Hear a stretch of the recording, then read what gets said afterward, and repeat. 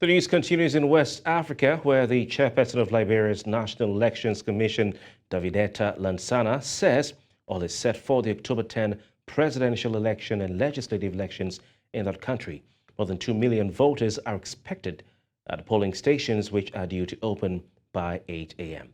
George Weah, the incumbent and contender for a second six-year term from the Coalition for Democratic Change, or CDC, is one of 19 people running for the position of president. To win, a candidate must get at least 50% plus one of the votes cast, and if no party reaches that threshold, the two parties with the most votes in the first round will proceed to a runoff election that is won by a simple majority. So currently we have deployed most of our electoral materials, including ballots. We've also deployed staff to the field. Sensitive and non-sensitive materials are now being deployed to the voting centers, and we anticipate that all should go well. I would say right now the main issue is a lot of misinformation, disinformation coming from some Liberians, including some of the candidates who appear to be afraid of this contest, even though they are contesting. But we try to allay their fears by way of providing information on all aspects, including those that they raise, but to also build confidence in them that the mechanism to conduct these elections are in place, and there's no favorable that we have. The favorable that we have are the Liberians who are going to vote on elections day. Well, joining us tonight to discuss the Liberian elections further is an international strategic observer, Elvis Akpobi. He's executive director of the NotTooYoungToLead initiative. He joins us live from the Liberian capital, Monrovia. Elvis, thank you very much for your time. Over 2.4 million citizens of Liberia, which is Africa's oldest republic, will be choosing the country's next president tomorrow. And the focus will be on the national cohesion of that country, corruption, stronger state institutions for whoever emerges to win. What is the atmosphere like as we speak in Monrovia and other parts of the country? Okay, at the moment the atmosphere is peaceful, but yesterday we had news coming to us as with the clashes, mostly among young people, when two party supporters clashed, and we had some persons who are already victims of these clashes. And information reaching this evening says that there are those in the hospital getting treatment and no casualties at the moment. But the fact remains that Liberians at the moment, their vote will their vote to determine whether Liberia will move forward or stay the way it is, because I know it's a country that is blessed with natural resources but does not reflect basically the landscape of Liberia. We have the incumbent President George Weah gone in for another term, while we have the former Vice President Joseph Boa, who is the former Minister for Agriculture, being a very close contender, and others who believe that they will change the fortunes of Liberia if given the opportunities to be elected by the citizens. Interesting. Elvis, there were high expectations of change when President George Weah took office in 2018. Now, do you think, from what you've seen, he has done enough to meet those high expectations, possibly to get a re-election when he faces his rival Sorona? I'm not asking you to campaign for him, but from your observation, have those expectations been met to an extent?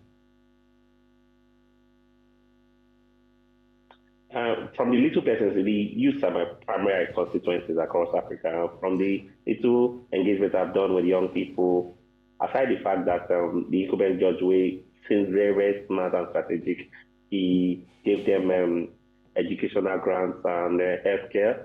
But infrastructural development, people complain about lack of infrastructural development and high rate of corruption and other economic issues. There we have Joseph, who's well experienced, but have issues of it's been age, or he doesn't have age on his side, and news out there about health challenges and all that. So the young people seem to be tilting towards the incumbent president from my visibility studies, but still, I believe and I hope that the best person wins through the ballot and not the bullets. Interesting. Let's talk about that scuffle between supporters of President George Weah and members of the opposition during a campaign in Monrovia. Similarly, 3 people were killed late last month. What does this say about the atmosphere ahead of the election tomorrow? Do you think this may have an effect on that election in terms of voter turnout and the conduct of the election itself? Yes, basically it will, because I pray there shouldn't be a voter apathy, but from what I've gathered and the information I have at the moment, young people seems, they're always calling for across Africa because most African leaders have used poverty as a weapon, thereby making young people very vulnerable. People are mobilized, sometimes financially, and lots of emotions and all that. You see, yesterday there was a had a large number of young people for the incumbent president, George Weah. But still, the workers does not determine elections. While I hope and I pray for the best person to emerge as president, I am here to observe the elections at the auspices of the Federation of Liberian Youth, which have a situation room in partnership with Connected Development. And we're here to monitor what happens across Liberia, and we hope for a free, fair and credible election. We hope for peace before, during, and after the election. Because for me, young people are always the victims of electoral violence, and they are always very exposed to. So we pray. We've done them. I was meant to understand. I was at the NEC headquarters today. They did a press conference, and other youth leaders who have done advocacy against electoral violence and vote buying.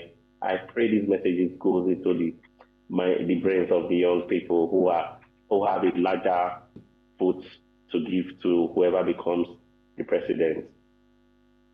Right. The 2 main challenges, former Vice President Joseph Numa-Boke, like you just talked about, and businessman Alexander Cummings, they were previously in a 4-party opposition alliance known as the Coalition for Political Parties, CPP, before they broke up. Do you think that this breakup and the failure of this coalition might affect their chances in winning this election? Yes, basically it will. If they had merged and come in one in unity, I think they would have given George Weah a run for his money and his power. But from what I see and from what I perceive, the division will give George Weah an edge towards winning this election. But like I've always said, by the end of next tomorrow, the best man for the job, but the people, the votes of the people of Liberia will determine who becomes the next president. Well said. Well said. Thank you very much for your time, Elvis Akpobi, for joining us live from Monrovia, Liberia. Thanks for having me.